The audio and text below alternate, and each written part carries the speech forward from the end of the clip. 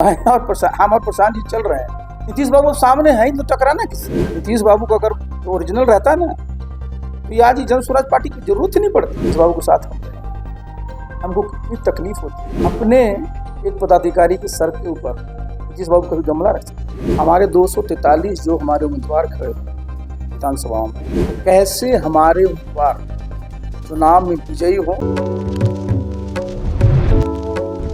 नमस्कार, मैं प्रशांत और आप देख रहे हैं द एज। देखिए, एक समय था जब जदयू के अंदर बिहार के मुख्यमंत्री जो वर्तमान में नीतीश कुमार, उनके काफी करीबी रहे, राष्ट्रीय अध्यक्ष बने जदयू के आरसीपी सिंह। उसके बाद जदयू से अलग हुए, अपनी भी पार्टी बनाए हैं और अपनी पार्टी का फिर कुछ समय के बाद जनसुराज में विलय कर। इस वक्त हमारे साथ आरसीपी सिंह जी मौजूद हैं। हम इन्हीं से समझेंगे तमाम तरह की चीजों को, बिहार के मुख्यमंत्री नीतीश कुमार के बारे में ही बात करेंगे, साथ ही पार्टी का जो विलय है इस चीज को भी समझेंगे कि आखिर ऐसा क्यों हुआ। तमाम तरह के सवाल लेंगे। सबसे पहले सर बहुत बहुत स्वागत है। चलिए, बहुत बहुत धन्यवाद आप प्रशांत जी और आपके चैनल को। देखिए, आपके बारे में बहुत ज्यादा बात करने की जरूरत है नहीं, पहचान के तौर पर, क्योंकि एक अलग पहचान आप ऑलरेडी मीडिया में बना चुके हैं।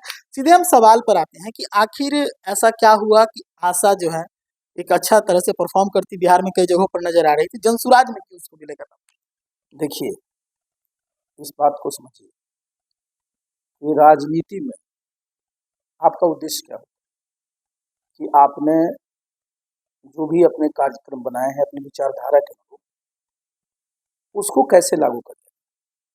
तो लागू करना तभी संभव होगा जब आप सरकार में आपकी भागीदारी, या तो आप सरकार खुद बनाए या फिर सरकार का हिस्सा।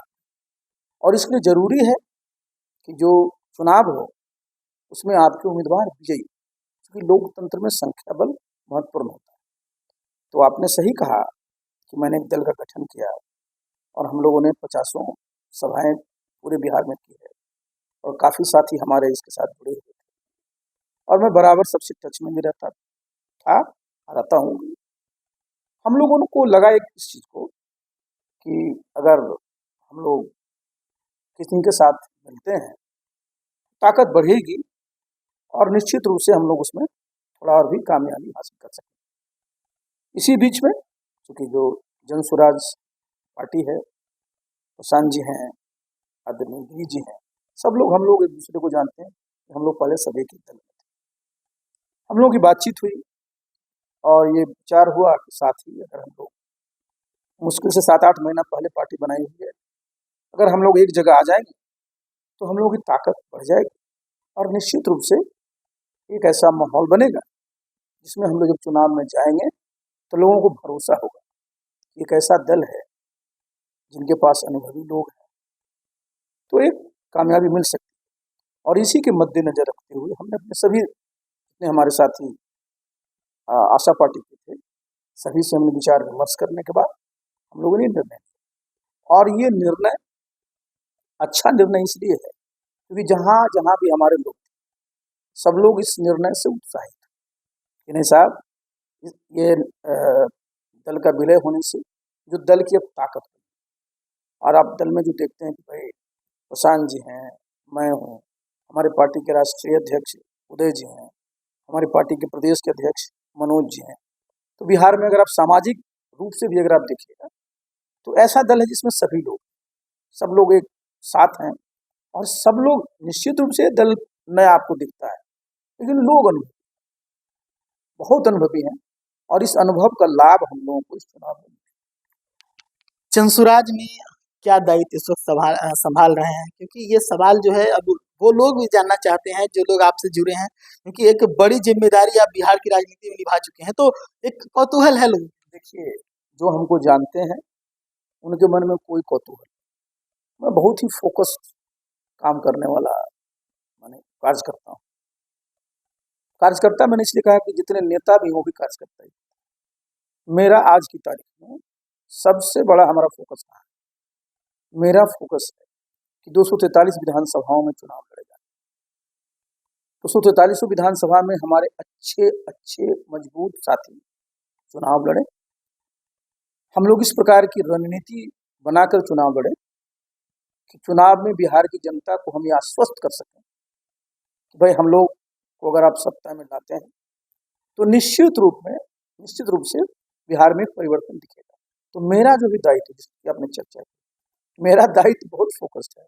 मैं बिल्कुल फोकस्ड हूँ विधानसभा कि कैसे वहां पर हमारे लोग विजयी हों, कैसे हमारे दल का संगठन बूथ स्तर पर वहां स्थापित हो, क्योंकि मेरा संगठन का अनुभव रहा है और वही मेरा फोकस है।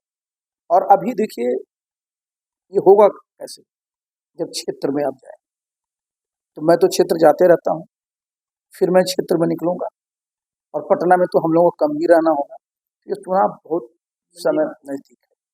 तो हमारा जो दायित्व जिसकी आपने चर्चा की, हमारा दायित्व होगा कि पूरे बिहार में घूम घूम कर विधानसभा में जा करके अपने दल के कार्यकर्ताओं को प्रशिक्षित करना, उनका मनोबल बढ़ाना और हमारे जो उम्मीदवार वहां से चुनाव लड़ेंगे कैसे वो विजयी हो, उसकी रणनीति बना करके उस रणनीति को लागू करना, यही मेरा सबसे बड़ा दायित्व होगा और यही दायित्व मैं निभाऊंगा। एनडीए के अंदर एक बड़ी भूमिका में रहे हैं आप, जदयू के राष्ट्रीय अध्यक्ष रहे हैं। क्या आने वाले समय में कुछ और एनडीए के लोग जनसुराज से जुड़े? देखिए ये तो मैं नहीं कह सकता। देखिए बिहार में जितने भी दल, संजोग रहा है कि सभी दलों के जो टॉप लीडर्स हैं मेरे सबसे अच्छे संबंध हैं और ये होना चाहिए। देखिए राजनीति में संबंधों में कड़वाहट नहीं होनी चाहिए, समझे ना। नीतियां हो सकती हैं अलग अलग, लेकिन संबंध अच्छे होने चाहिए। तो मेरे सबसे अच्छे संबंध रहे हैं और आगे मैं रखूंगा ये अपनी तरफ से।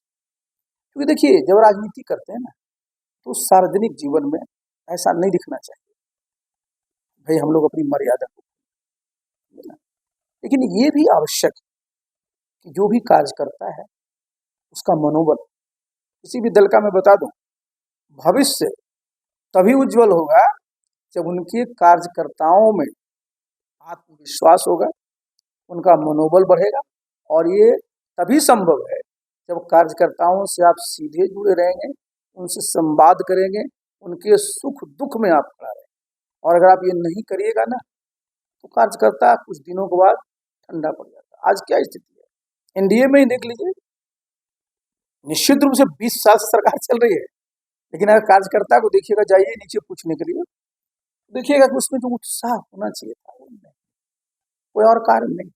इतने वर्षों से जब रहता है ना, तो थोड़ी सी एक शिथिलता नीचे स्तर पर आ जाती है और ऊपर स्तर पर जिसको हम लोग कहते हैं कंप्लेसेंसी आ जाती है। उनको लगता है कि भाई देखिए, तभी ना वो बोलते हैं कि 225 सीट जीते, सीधा बोलता है। देखिए आप जरा समझिए, 20वां साल चल रहा है और आज तक 225 तो कभी नहीं आया भाई। हम लोग 2010 में जो बेस्ट था वो 206 आया, पिछले बार 125 आया। तो ये जो मैं जिस बात की बात मैंने आपको कहा कि एनडीए के जितने साथी लोग हैं भाई, आज तो जो अभी 2020 से 2025 का चुनाव होने जा रहा है, उसमें एनडीए में भी कुछ नए साथी हैं उसको। तो भाई उनका अंदर का डायनामिक्स आप, क्योंकि आप लोग मीडिया में हैं, आप भी जानते हैं और हम भी जानते हैं। ऊपर से तो बहुत ताकत एनडीए में भी दिखेगा, इंडिया गठबंधन में दिखेगा, लेकिन उनके इनर कॉन्ट्रडिक्शंस इतने हैं ना, चुनाव में अपने कार्यकर्ताओं को उत्साहित नहीं कर पाए। एक सवाल रहेगा कि वर्तमान में बिहार के जो मुख्यमंत्री नीतीश कुमार, इनके स्वास्थ्य को लेकर सवाल खड़े करते हैं तेजस्वी यादव जी भी, आपके ही पार्टी से प्रशांत जी भी लगातार कह रहे हैं कि बदल गए हैं सीएम। आप काफी करीबी रहे हैं, काफी करीब से जानते हैं सीएम को, आप क्या विचार रखते हैं? देखिए इस पर मैंने एक बार नहीं, दर्जनों बार मैंने कहा और इसको पूरे बिहार के लोगों को, नीतीश बाबू के जो परिवार के लोग हैं उनको भी स्वीकार करना पड़ा कि जो नीतीश बाबू 2005 में थे, जो 2010 में थे, 2015 में थे, 2020 में थे, आज वो नहीं। और इसलिए स्वीकार करना पड़ेगा ना कि स्वास्थ्य सबका होता है। तो ये अगर कोई कह देता है कि नहीं साहब ऐसी बात नहीं है, ये बात है। आप बताइए, नीतीश बाबू के साथ हम रहे, हमको कितनी तकलीफ होती है, कितना दुख होता है जब मैं देखता हूँ उनको, जो मीडिया में जो चीजें आती है। बताइए साहब, अपने एक पदाधिकारी के सर के ऊपर नीतीश बाबू कभी गमला रख सकते थे क्या? तो एक छोटा सा बहुत दुख ये ऐसे बहुत इंडिकेशन है भाई। नीतीश बाबू का व्यक्तित्व था, आदरणीय प्रधानमंत्री से बराबर की बात। बिहार में जो प्रधानमंत्री किया था, प्रधानमंत्री कितने बार ऐसे हाजिर, कितने बार उनके ये नीतीश साफ स्पष्ट है। इसके लिए मैं बता रहा हूँ, किसी को मेडिकल सर्टिफिकेट जरूरत नहीं है। जो उनका बॉडी लैंग्वेज, उनका जो आओ, ये दुखद है। मैं बता रहा हूँ, मेरे ऐसे व्यक्ति को जो मैं उनके साथ 25 वर्षों तक रहा, एक मानवीय संवेदना भी होती, अच्छा नहीं लगता, लेकिन ये तो सामने है। लेकिन आप मुख्यमंत्री के पद पर रहिएगा तो आपको जिम्मेवारी तो जो बिहार के 14 करोड़ लोग हैं उनके लिए लेनी पड़ती है। तो ऐसे में तो सही है जो प्रशांत जी कह रहे हैं, तो एकदम सही है। हम लोग तो उनके, अच्छा ये बताइए, हम और प्रशांत जी नीतीश बाबू के साथ कितने वर्ष तक खाना खाएं? चले जाएगा सबसे, और हम तो और ज्यादा समय तक खाएं। तो देखिए, मैंने बताया ना कि स्वास्थ्य, काल, समय सब है कि नहीं, और इसको जितना जल्दी लोग स्वीकार कर लेंगे ना, उस सबके लिए बेहतर। आप जब जदयू से अलग हुए तब बहुत ज्यादा हमला आपके ऊपर नहीं रहा, आशा भी बनाए तब भी नहीं, लेकिन जब जनसुराज आप आए हैं, जनसुराज में आप विलय किए अपनी पार्टी का, तब एक वीडियो जदयू की तरफ से बार बार ट्रेंड कराया जा रहा है जिसमें सीएम चल रहे हैं, एक तरफ आप चल रहे हैं और एक तरफ प्रशांत किशोर जी हैं, और कहा जा रहा है, जदयू के नेता ये दावा पेश करते हैं कि ये लोग बगल में चलने वाले लोग थे, सीएम से कैसे टकराए। हम लोग कभी नीतीश बाबू से टकराए? नीतीश बाबू हमारे सीनियर तो रहे ही हैं, मैं उनके अधीन काम किया, हमसे उम्र में बड़े, अनुभव में बड़े, मुझे टकराना उनसे कहा, वो सामने है नहीं जिनसे टकराएंगे। मैं और हम और प्रशांत जी चल रहे हैं, नीतीश बाबू सामने है ही तो टकराना किससे? नीतीश बाबू रहते हैं ही, आप नीतीश बाबू अगर रहते उस पूरे, उनका जो पूरा वो था, हम लोग सामने आते ही नहीं। नीतीश बाबू को अगर जो ओरिजिनल रहता ना, तो ये आज ही जन स्वराज पार्टी की जरूरत ही नहीं पड़ती। मैं बता दूं आप, हम तो जन स्वराज, हम तो पहले आशा पार्टी बनाए, जन स्वराज में बनाए इसलिए हैं कि बिहार का एक बहुत बड़ा सेक्शन है जो तो बीजेपी को वोट करना चाहता है, ना आरजेडी को वोट करना चाहता है, वो नीतीश बाबू को वोट करते रहा है। लेकिन नीतीश बाबू की जो स्थिति, जिसके बारे में पहले ही बता चुका, हो चुकी है, तो हमारी जन स्वराज तो हम लोग अनुरोध कर रहे हैं, सब हमारे जितने जेडीयू का साथी हैं, आज भी हमारे यहाँ जितने कार्यकर्ता है वो ज्यादातर तो जेडीयू से ही लोग आए हैं ना। हम तो अनुरोध कर रहे हैं कि वो सब साथी यहाँ आ जाइए। तो हम लोग नीतीश बाबू से कहाँ टकराने जा रहे हैं? नीतीश बाबू है ही नहीं सामने, नीतीश बाबू अब सामने नहीं है तो हमको टकराना का। हम लोग को तो नीतीश बाबू की जो लेगेसी रही है ना, जिन कामों को छोड़ बच गया है, और हमको आगे जो विकसित बिहार के लिए करना है, नीतीश बाबू की सोच थी, उसी को हमको आगे ले जाना, तुमको टकराना का है। जदयू में उत्तराधिकार की बात लगातार होती रहती है, बीच में मनीष वर्मा जी का नाम भी आया था कि हो सकता है कि उनके ऊपर जदयू की जिम्मेदारी जाए, फिर अब नीतीश जी के बेटे निशांत जी का नाम आ रहा है। क्या लगता है कि जदयू में ये उत्तराधिकार का जो माहौल बना है, आगे कहाँ जाए? देखिए, एक बात मैं बताता हूँ, जनता दल के लोग, जो लोग उत्तराधिकार की बात करते हैं, उत्तराधिकार कहाँ होता है? उत्तराधिकारी कहाँ होता है? राजतंत्र। लोकतंत्र में उत्तराधिकारी चुनने का अधिकार सिर्फ और सिर्फ जो जनता होती है उसका होता है, समझे ना? तो जो लोग इसकी चर्चा करते हैं, वो तो समझिए नीतीश बाबू को सामने, नीतीश बाबू की पूरी राजनीति को दफना देते, समझिए जरा इस बात को। और जहाँ तक आपने बात किया मनीष वर्मा जी के, मेरे अच्छे संबंध रहे हैं, मैं आज भी उनको अच्छा मानता हूँ।